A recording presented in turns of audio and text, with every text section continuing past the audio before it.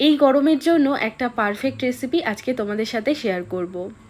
ঠান্ডা ঠান্ডা ভীষণই টেস্টি মন প্রাণ জোড়ানো এই দুর্দান্ত স্বাদের ডেজার্টের রেসিপি, যেটা মুখে দেওয়ার সাথে সাথেই মিলিয়ে যাবে। আর এই গরমের জন্য কিন্তু একদম পারফেক্ট একটা রেসিপি। এটা বানানোর জন্য লাগবে আমাদের মাত্র 3টি উপকরণ। বানানো ভীষণই সহজ। এই গরমের সময় অবশ্যই এই রেসিপিটা একবার ট্রাই করে দেখবে।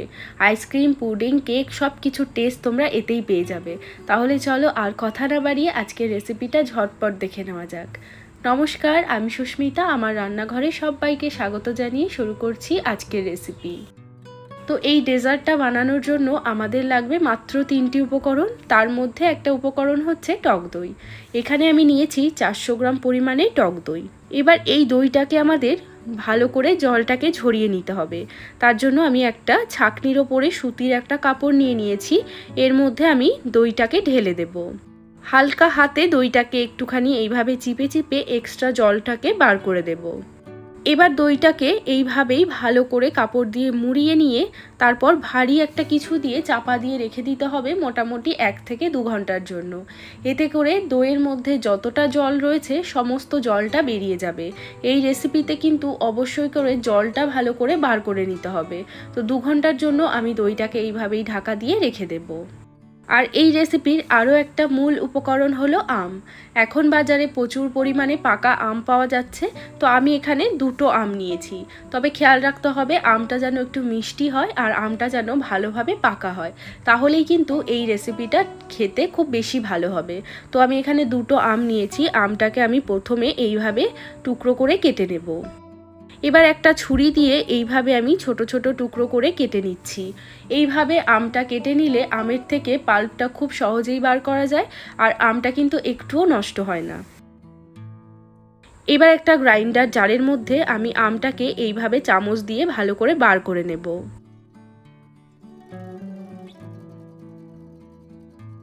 তো এখানে আমি 2টো আম একই রকমভাবে পাল্পটাকে বার করে নিয়েছি। এবার আমি এটাকে খুব ভালো করে জল ছাড়া ব্লেন্ড করে নেব।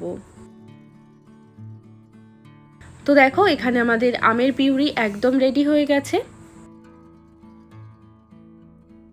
তো এদিকে আমি 2 ঘন্টার জন্য দইটাকে এইভাবে রেখে দিয়েছিলাম। 2 ঘন্টা পর আমি দইটাকে এবার বার করে নিচ্ছি। তো কতটা পরিমাণে এখানে জল বেরিয়ে গেছে দেখো। জলটা কিন্তু অতি অবশ্যই করে বার করে নিতে হবে। তো এবার এই দইটাকে আমি নিয়ে নিচ্ছি একটা বাটির মধ্যে। দইটা দেখতে অনেকটা ছানার মতো হয়ে গেছে আর এইরকমভাবেই কিন্তু দইটাকে শক্ত করে নিতে হবে। এবার দইটাকে আমি একটুখানি এইভাবে একটু ম্যাশ করে নিচ্ছি।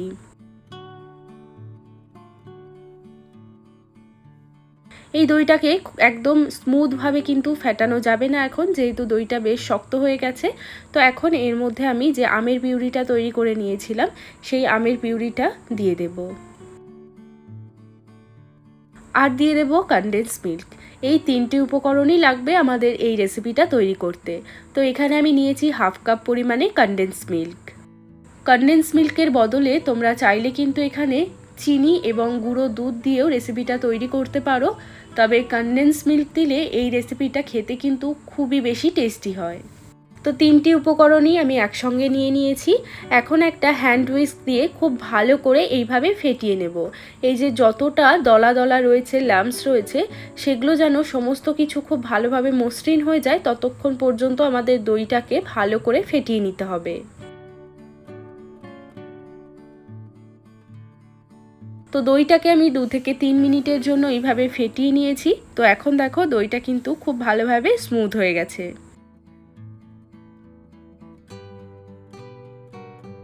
তো এখানে আমি নিয়ে নিয়েছি একটা কেক টিন। এই কেক টিনের বদলে কিন্তু তোমরা যে কোনো স্টিলের বাটিতেও এই রেসিপিটা তৈরি করতে পারো। তো আমি কেক টিনের মধ্যে সামান্য একটু সাদা তেল দিয়ে ভালো করে ব্রাশ করে নেব। এবার এর উপরে দিয়ে দিচ্ছি একটা সাদা কাগজ। আমি কিন্তু এখানে বাটার পেপার ব্যবহার করছি না, একটা নর্মাল সাদা কাগজ নিয়েছি। তার উপরে আরও কিছুটা সাদা তেল দিয়ে আবারও খুব ভালো করে ব্রাশ করে দিচ্ছি। যদি বাটার পেপার না থাকে তাহলে তোমরা এই ট্রিকটা কিন্তু ফলো করতে পারো। তো এখানে আমাদের বাটার পেপার তৈরি আর কেক টিনটাও কিন্তু আমাদের একদম রেডি হয়ে গেছে। এবার আমি যে দইয়ের মিশ্রণটা তৈরি করে নিয়েছিলাম সেই মিশ্রণটা এর মধ্যে ঢেলে দেব।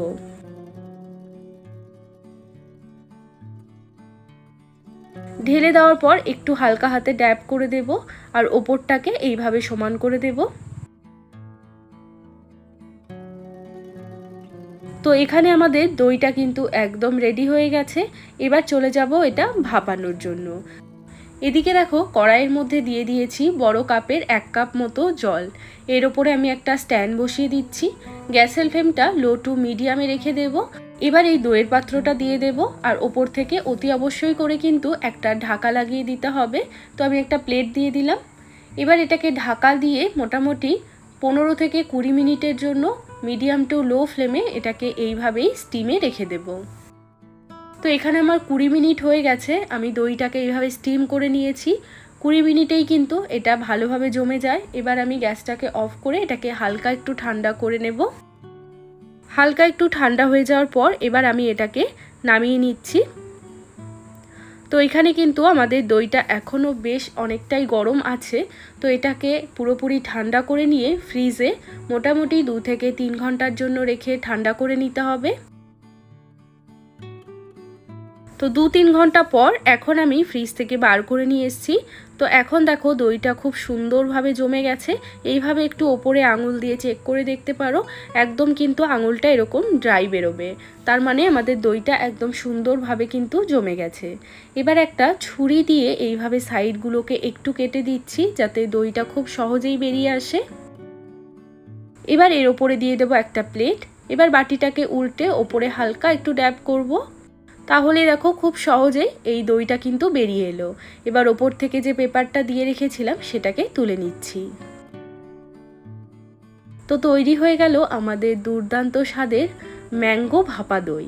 এটা খেতে যে কি অপূর্ব স্বাদ হয়, একবার বানালে এই গরমের সময় কিন্তু তোমরা অনেকবার এই রেসিপিটা বানাবে। এবার একটা ছুরি দিয়ে আমি দইটাকে নিজের পছন্দ মতো শেপ করে কেটে নিচ্ছি। এটা তো এইভাবেই খেতে ভালো লাগে, তবে এটা একটু দেখতে সুন্দর করার জন্য ওপর থেকে আমি কিছুটা আমের কুচি দিয়ে দিচ্ছি আর তার উপরে দিয়ে দিচ্ছি একটুখানি বাদাম কুচি। আমি এখানে পেস্তা বাদামটা ব্যবহার করছি। তো তৈরি হয়ে গেল আমাদের ভাপা আম দই। খেতে অপূর্ব স্বাদ হয়, একদম মুখে দেওয়ার সাথে সাথে মিলিয়ে যাবে। এই গরমের সময় যদি এই রকম একটা ঠান্ডা ঠান্ডা ডেজার্ট হয় তাহলে কিন্তু দারুণ হয়। এই রেসিপিটা তোমরা এই সময় যদি একবার বানাও, এই গরমে তোমরা অনেকবার এই রেসিপিটা বানিয়ে খাবে। এটা এতটাই টেস্টি হয় খেতে। বানানো তো ভীষণই সহজ। তো অবশ্যই তোমরাও রেসিপিটা ট্রাই করে দেখবে, আমার মনে হয় তোমাদেরও অনেক ভালো লাগবে। তো আজকের এই রেসিপিটা যদি ভালো লেগে থাকে তাহলে অতি অবশ্যই একটা লাইক বা কমেন্ট করে আমাকে জানাবে। আর চ্যানেলটিকে এখনও পর্যন্ত সাবস্ক্রাইব করে না থাকলে চ্যানেলটিকে সাবস্ক্রাইব করে নেওয়ার অনুরোধ রইল। সবাই ভালো থাকবে, সুস্থ থাকবে। আমি আবারও চলে আসবো অন্য কোনো রেসিপির সাথে। আজ এ পর্যন্তই, টাটা।